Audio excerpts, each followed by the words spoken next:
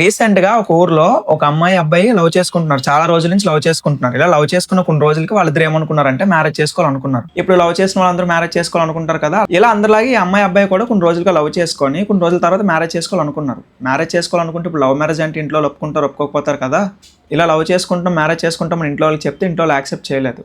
తర్వాత వీళ్ళేంటి లేచిపోయి పెళ్లి చేసుకుందాం పారిపోయి పెళ్లి చేసుకుందాం ఇలాంటి ఆలోచనలు పెట్టుకుంటుంటే అబ్బాయి తరపున ఫ్యామిలీ అమ్మాయి తరపున ఫ్యామిలీ కలిసి కూర్చొని మాట్లాడుకొని ఓకే ఇద్దరికి మ్యారేజ్ చేద్దామని ఫిక్స్ అయ్యారు. ఇలా మ్యారేజ్ చేసిన కొన్ని రోజులకి అమ్మాయిని ప్రేమించిన వ్యక్తి ఎవరైతే ఉన్నారో అతను అమ్మాయిని ఇంటి ముందరే దారుణంగా ఒక పెద్ద కర్రతోటి బుర్ర మీద కొట్టి చంపేశాడు. ప్రాణంగా ప్రేమించిన అమ్మాయిని ఒక పెద్ద కర్రతో కొట్టి ప్రాణాలు తీసాడు. అసలు ఈ ఇన్సిడెంట్ మొత్తం ఎక్కడ జరిగింది, అసలు అమ్మాయిని చంపిన వ్యక్తి ఎవరు, అలాగే అంతలా ప్రేమించి పెళ్లి చేసుకున్న వ్యక్తి అమ్మాయిని అంత దారుణంగా ఎందుకు చంపేశాడు, అసలు అక్కడ ఏం జరిగింది, అమ్మాయిని ఎందుకు చంపాడు, ఇవన్నీ కూడా ఈ వీడియోని క్లియర్ గా ఎక్స్ప్లెయిన్ చేస్తాను. సో వీడియోని అయితే ఎండ్ వరకు చూసేయండి. ఈ ఇన్సిడెంట్ మొత్తం వికారాబాద్ డిస్ట్రిక్ట్ లో తందూర్ అనే ఒక ఊరుంది, ఆ ఊర్లో జరిగింది. అసలు ఎలా జరిగిందంటే ఈ అమ్మాయి పేరు సంధ్య, అలాగే అబ్బాయి ఎవరైతే ఉన్నారో అబ్బాయి పేరు పరమేశ్. వీళ్ళిద్దరు కూడా చాలా రోజుల నుంచి లవ్ చేసుకున్నారు. అంటే లవ్ చేసుకున్న తర్వాత ప్రతి ఒక్కరు పెళ్లి చేసుకోవాలనుకుంటారు కదా. అలాగే వీళ్ళిద్దరు కూడా లవ్ చేసుకున్న కొన్ని రోజుల తర్వాత పెళ్లి చేసుకోవాలని ఫిక్స్ అయ్యారు. పెళ్లి చేసుకోవాలని ఫిక్స్ అయిన తర్వాత ఇంట్లో చెప్తే ఇంట్లో ఒప్పుకోరు కదా. అలాగే వీళ్ళు కూడా ఇంట్లో అడిగారు, ఇంట్లో ఒప్పుకోలేదని చెప్పి వీళ్ళు లేచిపోదాం ఇలాగ ఆలోచనలు పెట్టుకుంటుంటే ఇంట్లో వాళ్ళు ఏం చేశారంటే అమ్మాయి ఫ్యామిలీ వాళ్ళు అబ్బాయి ఫ్యామిలీ వాళ్ళు ఇద్దరు కూడా ఆలోచించుకొని కూర్చొని మాట్లాడుకున్న తర్వాత వాళ్ళిద్దరు కంగారు పడి ఏవో నిర్ణయాలు తీసుకునే కన్నా ముందే మనమే మంచిగా ఆలోచించుకొని పెళ్లి చేద్దామని చెప్పి అమ్మాయి పేరెంట్స్ అబ్బాయి పేరెంట్స్ కూడా ఇద్దరికి ఓకే చెప్పి పెళ్లి చేశారు. ఇద్దరికి ఇలా పెళ్లి చేసిన తర్వాత కొన్ని మంత్స్ బాగానే ఉన్నారు, లవ్ మ్యారేజ్ కదా. సో ఇక్కడ ఎలా లవ్ చేసుకున్నారు, ఇంట్లో వాళ్ళకి చెప్పారు, ఇంట్లో వాళ్ళు కూడా కన్విన్స్ అయ్యారు, ఓకే చేశారు ఇద్దరికి కూడా. సో ఇక్కడ లవ్ సక్సెస్ అయింది కదా. ఇప్పుడు పెళ్లి చేసుకున్నారు. పెళ్లి చేసుకున్న తర్వాత కొన్ని రోజులు బాగానే ఉన్నారు. సో కొన్ని రోజుల తర్వాత గొడవలు అవుతున్నాయి. ఇలా గొడవలు అవుతుంటే ఇప్పుడు మాట అనుకుంటారు కదా, ఇద్దరికి గొడవలు అవుతున్నాయి. అండ్ ఈ గొడవల్లో ఈ పెళ్లి కొడుకు అమ్మ ఎవరైతే ఉన్నారో ఆవిడ కూడా ఇన్వాల్వ్ అవుతుండేది. దీనివల్ల ఇంకా గొడవలు పెరిగేవి. ఇలా పెరుగుతుండగా కొన్ని రోజులు అవుతుంది, ఇలాగా గొడవలు ఆడుకుంటున్నారు, కలుస్తున్నారు, బాగానే ఉంటున్నారు, పెద్ద ఆర్గ్యుమెంట్స్ అవుతున్నాయి, తగ్గుతున్నాయి. ఇప్పుడు స్టోరీ స్టార్ట్ అవుతుంది ఏంటంటే సో ఇలా కొట్టుకుంటున్నారు, తిట్టుకుంటున్నారు, కలిసిపోతున్నారు, కొట్టుకుంటున్నారు, తిట్టుకుంటున్నారు, కలిసిపోతున్నారు. ఇది బాగానే జరుగుతుంది ఇలాగా. అండ్ ఇలా కొన్ని రోజుల తర్వాత ఇంట్లో వంట అమ్మాయి కదా చేయాలి. ఇప్పుడు అలా వంట చేస్తే ఏం చేస్తుందంటే ఒక రోజు రైస్ ఎక్కువ వండిందంట. ఈ అమ్మాయి ఎక్కువ రైస్ వండేసిందని చెప్పి వీళ్ళ అత్తగారు వచ్చి తిడుతుంది, నువ్వు ఎందుకు అలా చేస్తున్నావు, రైస్ ఏమైనా ఊరుకొని వస్తున్నాయి నీకు, అది అని చెప్పి తిడుతున్నారు. అండ్ ఈ లోపే వీళ్ళ హస్బెండ్ ఎవరైతే ఉన్నారో అతను వచ్చి జాయిన్ అయ్యాడు. అతను కూడా వచ్చి తిట్టడం మొదలు పెట్టాడు. అండ్ అలాగే ఇప్పుడు చాలా మంది ఇంట్లో లేడీస్ వంటలు చేస్తుంటారు, చిన్న మిస్టేక్స్ జరుగుతుంటాయి కదా. అండ్ కొంచెం రైస్ ఎక్కువ అయితే ఏమైంది, తింటారు లేదా మార్నింగ్ తింటారు లేదా బయట ఉన్న కుక్కలకో దేనికో పడతారు. అమ్మాయి కూడా ఏదో డిఫెండ్ చేసుకుంటారు కదా, చిన్నదానికి ఎందుకు పద్ధతి చేస్తున్నారు ఇలాగా.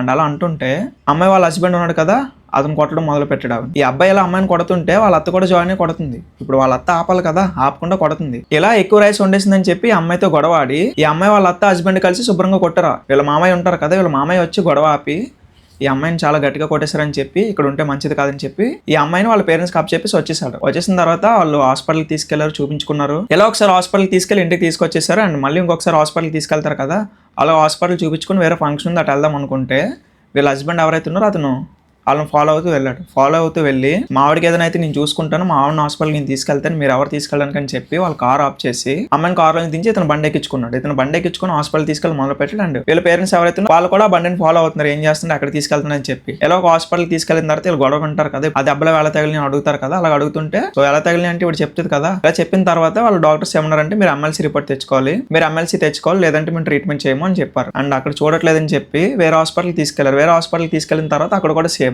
మీరు ఎమ్మెల్సీ తెచ్చుకుంటారు, మేము ట్రీట్మెంట్ చేస్తాం, లేదంటే చేయమన్నారు. ఫోన్లో అని చెప్పి వేరే హాస్పిటల్కి తీసుకెళ్ళారు. అక్కడ కూడా సేమ్ ఇదే రిపీట్ అయింది. అసలు ఈ ఎమ్మెల్సీ అంటే ఏంటంటే ఇప్పుడు ఎవరికైనా ఎక్కువ దెబ్బలు అవి తగిలినాయి అంటే అది కొట్టుకోవడాలు అవి జరుగుతుంటాయి కదా. ఒకరికి గట్టిగా దెబ్బలు తగిలినాయి అంటే అది యాక్సిడెంట్ అయినా లేదా ఒకరిని కొట్టుకొని అయినా దానికి కేసు ఫైల్ చేసి ట్రీట్మెంట్ చేస్తారు. ఎందుకంటే అది ఒక పర్సన్ వాళ్ళు తగిలినాయి కాబట్టి. ఇప్పుడు మనకు వచ్చిన హెల్త్ ఇష్యూస్ అయితే వేరే వ్యక్తి వాళ్ళు ఒక వ్యక్తికి దెబ్బలు తగిలినాయి అంటే దానికి ఖచ్చితంగా ఎమ్మెల్సీ రిపోర్ట్ ఉండాలి. ఎందుకంటే తర్వాత కేసు అయినా ఏమైనా సరే డాక్టర్స్ కి ప్రాబ్లం కాబట్టి ఎమ్మెల్సీ రిపోర్ట్ తెచ్చుకోమంటారు. ఈ కారణాల వల్ల ఏంటంటే ఎమ్మెల్సీ రిపోర్ట్ ఉంటే మేము ట్రీట్మెంట్ చేస్తామని చెప్పి హాస్పిటల్ వాళ్ళు చెప్పి అండ్ 3 తిరిగినా సరే అవ్వట్లేదని చెప్పేసి ఇంటికి వచ్చేస్తున్నారు. ఈ అమ్మాయి వాళ్ళ పేరెంట్స్ ఇతను ఫాలో అవుతున్నారు, ఏం చేస్తున్నారు ఏంటని చెప్పి ఫాలో అవుతుంటే వాళ్ళని డైవర్ట్ చేశారు, వాళ్ళ ఇంటికి వెళ్ళిపోయారు. ఇలా హాస్పిటల్ చూడన్నారని చెప్పి ఇంకా చిరాకుతో ఇంటికి వెళ్ళిపోతున్నారు. ఇలా ఇంటికి వెళ్ళిపోయిన తర్వాత ఇంటికి తాళాలేసి ఉన్నాయి. ఇంటికి తాళాలేసి ఉంటే ఈ హస్బెండ్ అమ్మాయికి తాళాలు ఇచ్చి తాళాలు ఓపెన్ చేయ అంటున్నాడు. అమ్మాయి ఏమో తీయనని చెప్పింది. ఎందుకంటే ఆల్రెడీ సెలైన్ అవి ఎక్కువ ఉన్నాయి. సెలైన్ అవి ఎక్కువ ఉంటే ఇక్కడ సిరంజి పెడతారు కదా, దానివల్ల అమ్మాయి నేను తీయలేను, నేను తీను. అమ్మాయి వీళ్ళు ముందే తిట్టి గట్టిగా కొట్టారు కాబట్టి అమ్మాయికి చిరాకు కోపం ఉంటాయి కదా. అలాగే అమ్మాయి హ్యాండ్ కి బ్యాండేజ్ ఉంది. దీనివల్ల ఏం చేసిందంటే అమ్మాయి తాళాలు ఇసిరేసి నేను తీయను, నేను ఇంటికి రానని చెప్పింది.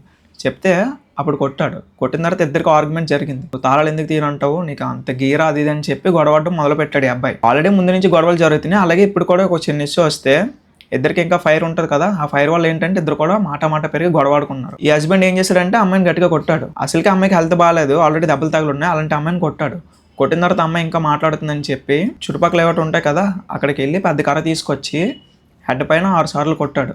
అంటే అమ్మాయి కింద పడిపోయినా సరే కొట్టాడు. మరి అత్త మామ ఏం చేస్తున్నారు ఆపచ్చు కదా అనుకుంటారు, కానీ వీళ్ళ అత్త మామ ఏంటంటే పనికి వెళ్ళిపోయారు, పొలం పనికి. ఇంటి దగ్గర వీళ్ళిద్దరే కదా ఉంటారు. చుట్టుపక్కల ఏమనుకుంటారు, మామూలుగా గొడవ జరుగుతుందంటే, ఇప్పుడు మొగుడు పిల్లలకి గొడవ జరుగుతుందంటే ఎవరు మధ్యలోకి వెళ్ళరు కదా, అలా గొడవ ఆడుకుంటున్నారు ఆగుతారని చెప్పి వీళ్ళు చూస్తుంటే ఈ లోపే కర్ర తీసుకెళ్లి 6 సార్లు కొట్టి చంపేశాడు. ఇలా కొట్టేస్తుంటే చుట్టుపక్కల అందరూ వచ్చి ఆపుతున్నారు. ఆపిన తర్వాత హాస్పిటల్ తీసుకెళ్ళి అమ్మాయి చనిపోయింది. అడ్డుపైన కొడితే ఎవరు తట్టుకోలేరు కదా, దీనివల్ల అమ్మాయి ఫుల్ బ్లీడింగ్ అయి చనిపోయింది అనమాట. అసలు ఇంత ఇష్టపడి లవ్ చేసుకొని ఇంట్లో నొప్పించుకొని పెళ్లి చేసుకున్న తర్వాత అంత దారుణంగా ఎలా కొట్టేస్తాడు, ఎలా చంపేస్తాడని మీకు డౌట్ రావచ్చు కదా. వీళ్ళకి ఫస్ట్ లవ్ చేసుకున్నప్పుడు ఏముంటది, ఇద్దరం నువ్వు ఉంటే చాలు నాకు ఇంకేమొద్దు ఇలాంటివి అనుకుంటారు కదా. సో ఇప్పుడు స్టార్టింగ్ లో పెళ్లి చేసుకున్నప్పుడు కొన్ని రోజులు బాగానే ఉన్నారు. తర్వాత ఏంటంటే నువ్వు కట్నం తీసుకురాలేదు అది ఇది అని చెప్పి ఇలా గొడవలు స్టార్ట్ అయినాయి. ఈ అబ్బాయి ఎవరైతే ఉన్నారో ఆ అబ్బాయికి ఆస్తి ఉందంట, ఒక 10 ఎకరాలంతా పొలం ఉందంట.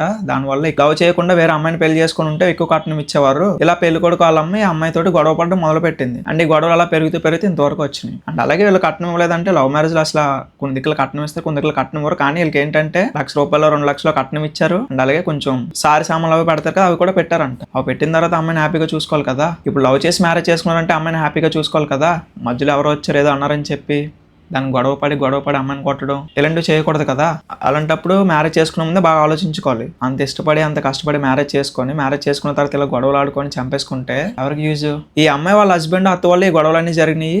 అండ్ అలాగే అమ్మాయి చనిపోయిందని చెప్పి ఈ తల్లి కొడుకులు ఇద్దరిని కూడా పోలీసులు అరెస్ట్ చేసి తీసుకెళ్లిపోయారు. ఇప్పుడు ఎవరు హ్యాపీగా ఉంటారు? అదే అమ్మాయిని పెళ్లి చేసుకున్న తర్వాత హ్యాపీగా ఉంచుకుంటే ఫ్యామిలీ మొత్తం హ్యాపీగా ఉంటారు కదా. అమ్మాయి సైడ్ ఫ్యామిలీ వాళ్ళు ఏడుస్తున్నారు, ఇప్పుడు అబ్బాయి సైడ్ ఫ్యామిలీ వాళ్ళు కూడా ఏడుస్తారు కదా. మామూలుగా గొడవలు అవడం అనేది కామన్, కానీ గొడవలు మరి కొట్టుకొని చంపేసేంత వరకు వెళ్ళకూడదు. అలాగే ఇలాంటి ఇన్సిడెంట్స్ చాలా దిక్కులు జరుగుతుంటాయి. మూడు పిల్లలు గొడవ ఆడుకుంటుంటారు, అది ఆస్తి విషయంలో అవ్వచ్చు, కట్నం విషయంలో అవ్వచ్చు, వేరే వేరే కారణాల వల్ల అయినా అవ్వచ్చు. ఇలాంటి గొడవలు తగ్గాలంటే మ్యారేజ్ చేసుకున్న తర్వాత ఎలా ఉండాలి, అసలు మ్యారేజ్ చేసుకున్న తర్వాత ఇలాంటి గొడవలు జరగకుండా లైఫ్ హ్యాపీగా ఉండాలంటే ఏం చేయాలి, ఇలాంటి ఐడియాస్ మీకు ఏమైనా ఉంటే కింద కామెంట్ చేయండి. ఎందుకంటే ఆ కామెంట్స్ చదివైనా సరే వేరే వాళ్ళకి ఇలాంటి గొడవలు పెట్టుకోవాలని ఆలోచన కూడా రాకూడదు. ఇంకేస్ ఎవరికైనా ఇలా గొడవలు జరుగుతున్నా సరే ఆ కామెంట్ చూసిన తర్వాత వాళ్ళ మైండ్ చేంజ్ అవ్వాలి, ఓకే మనం గొడవలు ఆడుకోకూడదని చెప్పి. అలాంటి ఐడియాస్ మీకు ఏమైనా ఉంటే కింద కామెంట్ చేయండి, ఎందుకంటే ఒకరికి యూజ్ అవుతుంది కదా. అండ్ అలాగే ఇన్ఫర్మేషన్ ప్రతి ఒక్కరికి షేర్ చేయండి, వీడియోకి లైక్ చేయడం మర్చిపోకండి.